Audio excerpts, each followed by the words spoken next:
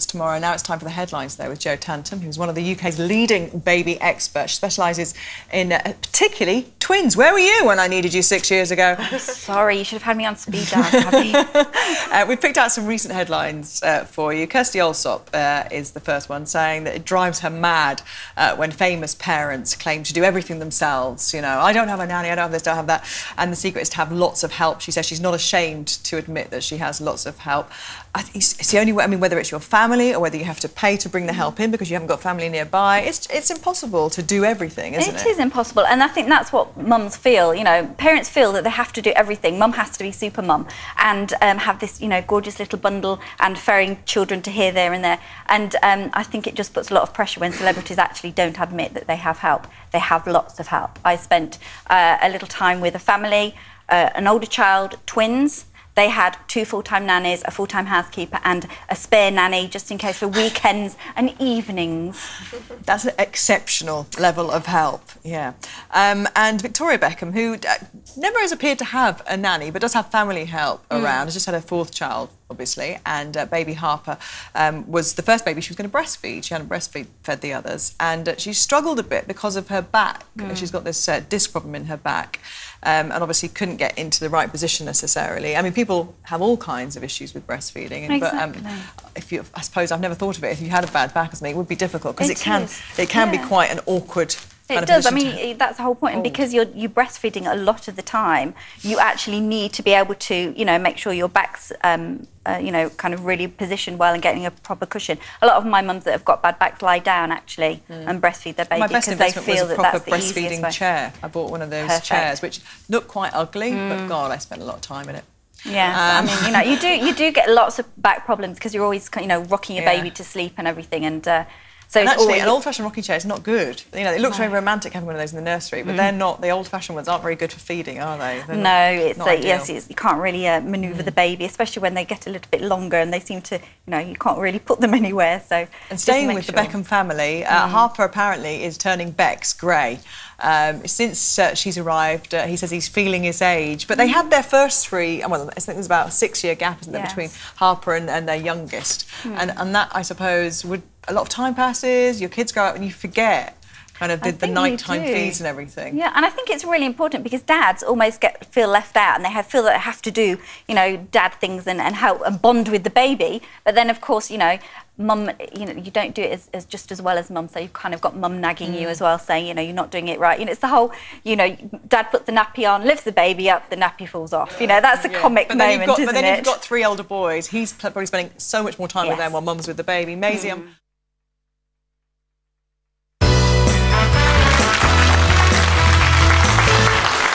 welcome back to Live with Gabby. For the final part of today's show, we have baby guru Jo Tantum here ready to take your calls, and we're going to get straight on with it right now. We have a call from Laura. Hello, Laura. Hello. How are you? Fine, thank you. And what would you like to talk to Jo about? Well, I'm after some advice about feeding at night, if that's okay. I've got 9-week-old twin girls. They are starting to settle at night, but one was smaller than the other at birth.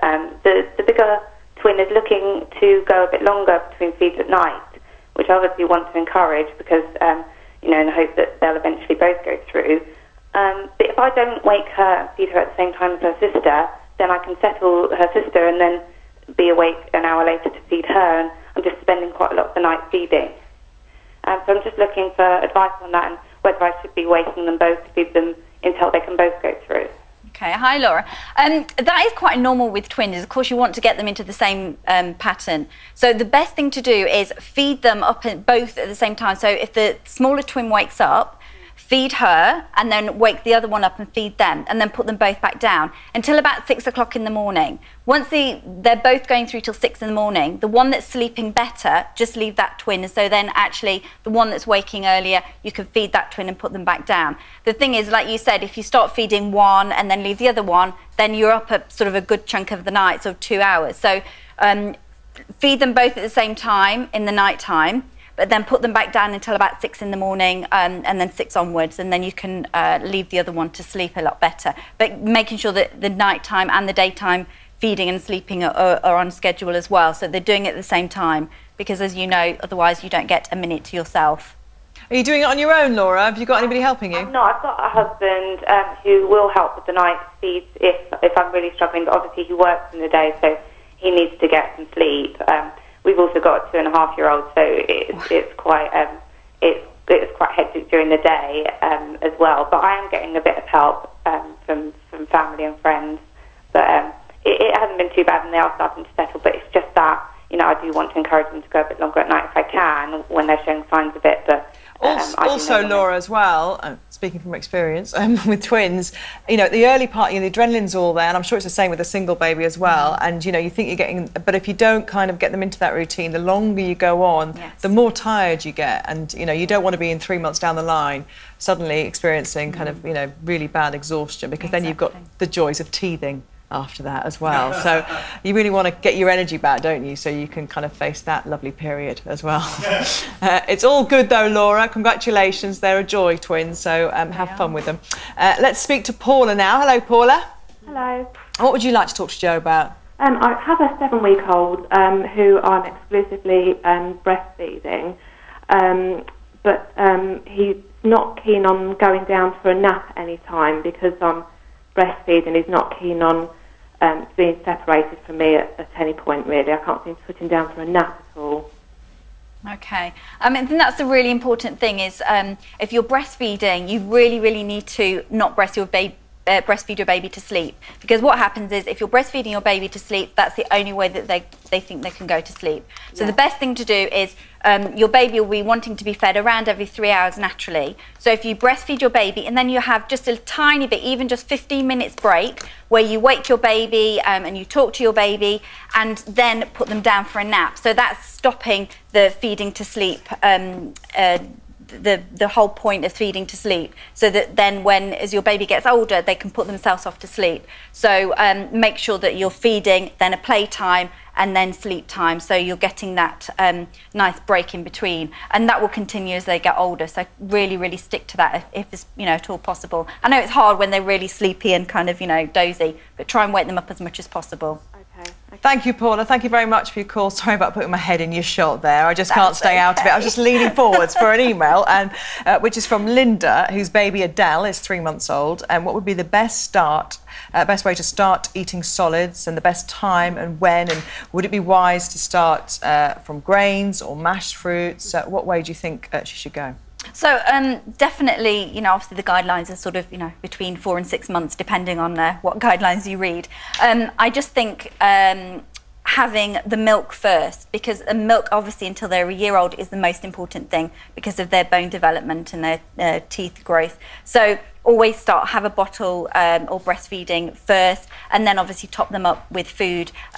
It's usually when they are having a feed and then crying afterwards because they're still hungry and looking for food, and then watching you sort of eating as well, so they're interested in that. And just having really sort of bland things, so apple, pureed carrot, try them with those sort of things. But also fruit, try not to give them fruit at tea time, because what usually happens is it gives them tummy ache in the early hours of the morning, and then of course their body's producing a dirty nappy, and then you get very early morning wakings. So fruit earlier in the day, lunchtime. Exactly. Okay. Exactly. And so therefore, what's the best kind of food to help sleep at night time? Rice, baby rice? Yes, exactly. So rice, porridge, things like that. That obviously carbohydrates that keep your baby going through. But it's a bit of a myth that when your baby starts being weaned that they'll sleep better.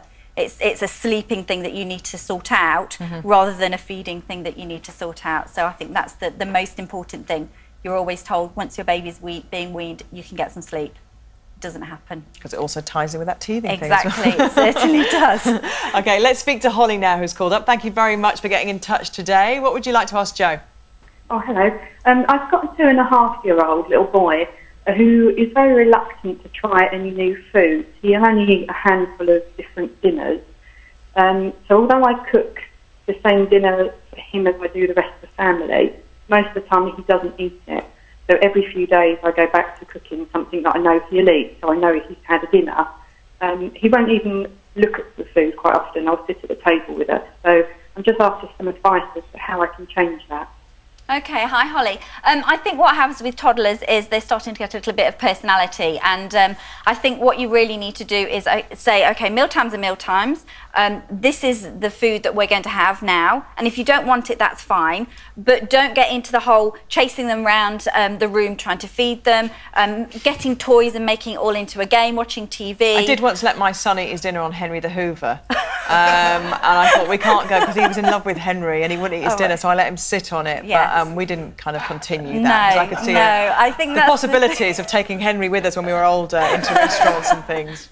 But you can't give in, you can't. Yeah, but you tend to try and do, you know, you start worrying that they're not having enough food, and then you start thinking, oh, I'll just give them anything, and so you start chasing them round. I think then that's when they start realising that they can actually get away with quite a lot at meal times. And I think it's, you know, this is food, and sometimes they like something and the next day they don't like it, and if they like something, just go with the flow. Don't get too stressed about it because they will actually pick up on your stress as well. So I think just go with the flow, meal times are meal times, and don't make it go on forever. You know, don't sit there for an hour trying to get one more mouthful in because it becomes a stressful situation, and then your toddler will then start having temper tantrums and start not liking food and meals and everything. So, you know, just calm down and just kind of go with the flow. Don't worry too much. I think. Good luck, Holly. Thank you very much. It can be stressful, so saying don't get stressed is probably, you know, you feel like, well, it is, but that is very good advice, and try and stay cool.